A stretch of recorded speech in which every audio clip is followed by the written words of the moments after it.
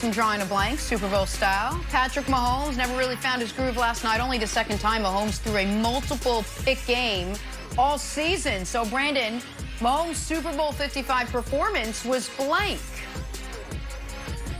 Yeah, I think the perfect word is humbling. You know, Nick, last week you flashed some notable stats and some cool statistics when it came to, you know, he's the fastest to do this. He's the first to do that. And I mean, it was all on and on and on and on and on. I mean, he had like 10 or 11 categories that he definitely owned. Yep. So the way he lost last night and the way Todd Bowles and that defense made him and his guys look, you got to say that it was humbling. This is a team for the past couple years have been on a roller coaster, but riding high. They haven't come down yet. They didn't hit that drop yet. Last night was definitely that fall for them, and I think this is going to be humbling, and I think it's going to make them better. Yeah, I'm going to go tragically nostalgic because it had to remind him, and I know it reminded me, of watching him at Texas Tech. Run around for your life because we can't protect you at all and try to make magic happen. It looked so much like his college film of no time in the pocket, running from one side of the field to the other, and then trying to pull a rabbit out of his hat. So Wilds, for the first time in his pro career, I think he felt like he was back at Texas Tech being coached by Cliff Kingsbury. It was tragically nostalgic. I was going to text you after that, and Ndamukong Suh hit to the head. I felt like you deserved that one, Nick, if it's any consolation. I went with Rodgers-esque. This reminded me of Todd Bowles' defensive plan against the Packers, where we all settled in for a good game. We're like, this is going to be great. And then you look up like, is this game over already? Todd Bowles, excellent job for 2 MVPs candidates. One guy got the MVP, and Nick, even worse news over the weekend. Mahomes didn't even come in second. He came in third in MVP. It didn't even make the show. I got to sneak it in there. Yeah. Shout out to Josh Allen. Good job, buddy. Silver medal. I was waiting till somebody did. All right, guys, let's talk some trash. Tom Brady and the Honey Badger were seen jawing at each other throughout the first half. Ultimately resulted in Matthew getting flagged for unsportsmanlike conduct. All right, Brandon, the trash-talking feud between Brady and Honey Badger was blank. Predictable. We talked about it last week. You know, who's going to give bulletin board material? I picked the Honey Badger. I just didn't know he was going to do it mid-game, Nick. Yeah, I went not the actual disrespect. The actual disrespect, and I love Andy Reid, but was the insane use of timeouts at the beginning of this drive. The Bucs were going to go into halftime. They were fine being up 14-6. The Chiefs called 2 timeouts, basically saying, we don't think Tom Brady can drive you down the field. Little did they know the Carl Cheffers crew had far other things in mind with those DPI calls. That was the actual disrespect. The actual disrespect was the timeouts by Andy Reid and company just daring Brady to go down the field. Here's a hot take. Nick, buddy, I wanted to see more of this. You guys got bullied right away. Early on, with Tyreek Hill had his, cut-off shirt, and then the Bucs came out in full pads. It just felt like they were ready the whole game, and Tyron's the only guy who's playing. Everyone else, throwing their hands up. Oh, look at what happened. Oh, just wanted to see more fire from the Chiefs. We didn't see it. Maybe on the parade in a few years. Maybe we could run that tape back. In a few years. Hey, how about that Bucs defense? We've been talking about it all morning. A performance for the ages. Our guy Brandon predicted this on Friday. Great outing.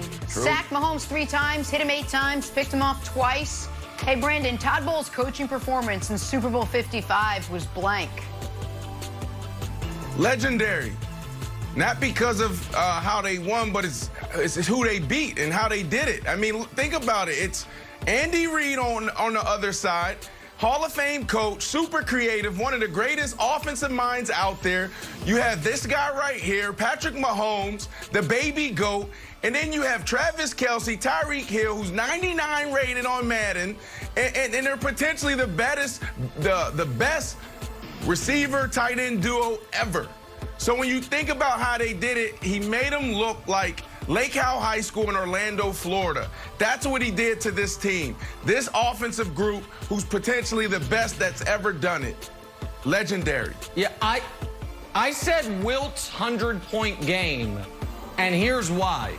Whenever there is an NBA record or near record, there's always, like, at the bottom of the screen, aside from Wilt, aside from his 100-point game, aside from Wilt Chamberlain. And this is now what it's going to be for Patrick Mahomes. Anytime he has a bad game, it's going to be, that's the worst game of his career aside from Super Bowl 55. Yeah. That's the biggest loss of his career aside from Super Bowl 55. It's the least efficient he's been aside from Super Bowl 55. In every category, not only was this the worst offensive performance from the Chiefs under Mahomes, but I imagine it will be the worst for years to come. So it's Wilt's 100-point game, Wild. It's going to live on for years and years and years. All right, I went with the heated seat. It's not a hot seat, it's just a heated seat.